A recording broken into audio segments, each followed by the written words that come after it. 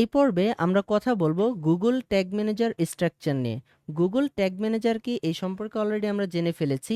এই যে আমাদের সামনে একটি ওয়েবসাইট ওপেন করা আছে, এই ওয়েবসাইটের ভিজিটরদের যাবতীয় অ্যাক্টিভিটি ট্র্যাক করার জন্য আমরা একটা টুলস ব্যবহার করি, সেটা হলো গুগল অ্যানালাইটিক্স টুলস। এই টুলস আমাদেরকে বিভিন্ন অ্যাক্টিভিটি ট্র্যাক করার জন্য ডিফারেন্ট ডিফারেন্ট ট্র্যাকিং কোড দেয়, যেগুলোকে বলা হয় ট্যাগ। এখন এই যে এখানে বিভিন্ন ধরনের ট্যাগ রয়েছে, বা আমরা কিন্তু ডিফারেন্ট ডিফারেন্ট টুলসও ব্যবহার করি ট্যাগের জন্য, ফেসবুক পিক্সেল ব্যবহার করি। এই যে যাবতীয় ট্যাগগুলো একটা জায়গা থেকে ম্যানেজ করার জন্য আমরা যেই টুলসটা ব্যবহার করি ওইটাই হলো গুগল ট্যাগ ম্যানেজার। এখন আমরা জানবো যে এই যে গুগল ট্যাগ ম্যানেজার আসলে এটা কীরকম হয় বা এটার স্ট্রাকচারটা কীরকম হয়। সর্বপ্রথম হচ্ছে আমাদের একটা গুগল ট্যাগ ম্যানেজার অ্যাকাউন্ট প্রয়োজন হয়।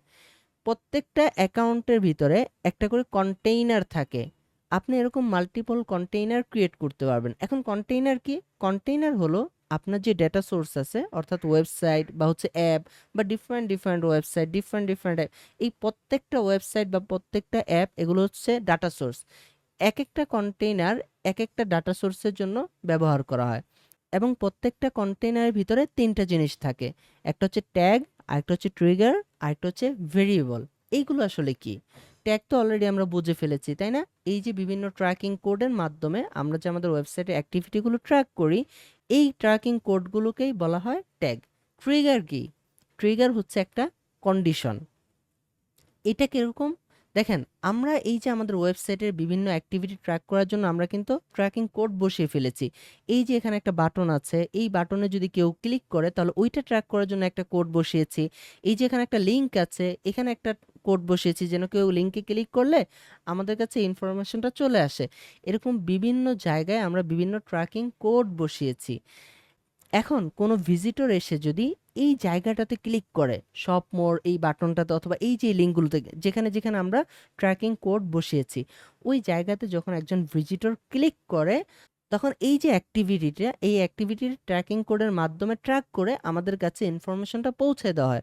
অর্থাৎ যখনই এখানে ক্লিক করা হলো তখনই কিন্তু আমাদের ট্র্যাকিং কোডটা অ্যাক্টিভ হইলো, তাই না? বা এটাকে আমরা বলতে পারি যে আমাদের ট্যাগটা ফায়ার করছে। ঠিক আছে? তারপরে আসছে ভেরিয়েবলস। এখন দেখেন, এই যে দারাজের এই ওয়েবসাইটটাতে এই একটা প্রোডাক্টের প্রাইস হচ্ছে 141 টাকা, এইটা হচ্ছে 38 টাকা, এইটা হচ্ছে 148 টাকা। এখানে দেখেন প্রত্যেকটাই কিন্তু সেম জিনিস, তাই না? এটা একটা ভ্যালু, যেটা হচ্ছে একটা প্রাইস। অর্থাৎ এই প্রোডাক্টটা যদি কেউ অ্যাড টু কার্ট করে তাহলে এখানে 141 টাকার একটা সেল হবে। এই প্রোডাক্টটা যদি কেউ অ্যাড টু কার্ট করে তাহলে এখানে 38 টাকার সেল হবে। প্রত্যেকটা জিনিসই কিন্তু আমাদের প্রাইস ভ্যালু, তাই না? এই প্রাইস ভ্যালুটা ডিফারেন্ট ডিফারেন্ট হয়েছে, এই জন্য এটাকে বলা হয় ভেরিয়েবল বা মাল্টিপল ভার্সন রয়েছে। তাহলে আমরা কি বুঝলাম?